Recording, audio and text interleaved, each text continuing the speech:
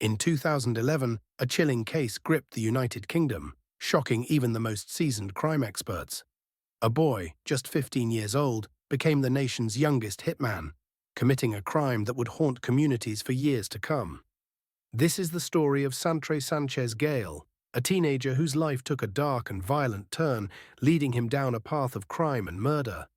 But how did a boy so young become involved in something so sinister? Santre, also known by his street name Riot, was hired by a criminal gang to carry out the execution of Gulistan Subasi, a 26-year-old mother. For his chilling task, he was paid just £200, money he used to buy a gold Dolce & Gabbana beanie hat. Armed with a shotgun, Santre rang her doorbell in East London and when she opened it, shot her at point-blank range. The motive? Gulistan's murder was ordered by her ex-husband, Serdar Ozbek, who feared she would take their son out of the country. From Turkey, he made arrangements through a web of intermediaries to have her killed. The gang turned to Santre, believing his age would shield him from suspicion. But they were wrong.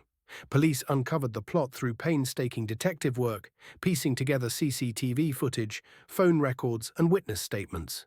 The evidence was overwhelming. In court, Judge Stephen Kramer described the crime as an efficient, ruthless, and calculated execution.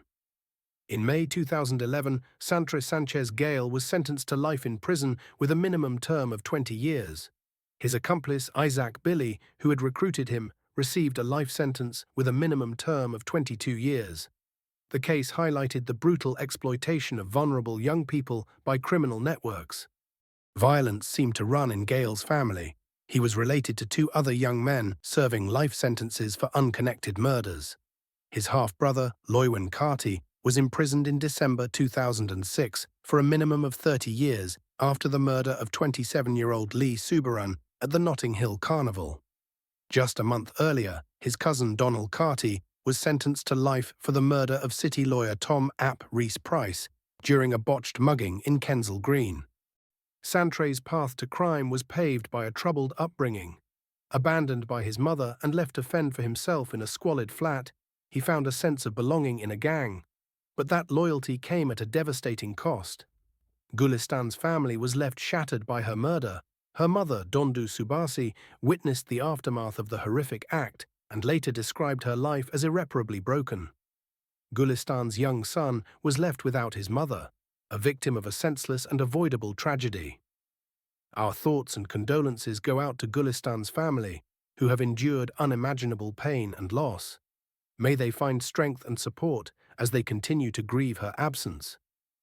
This case is a tragic reminder of the consequences of criminal exploitation and the devastating impact it has on families and communities. It's a call to action for society to address the root causes of gang violence and protect vulnerable youth.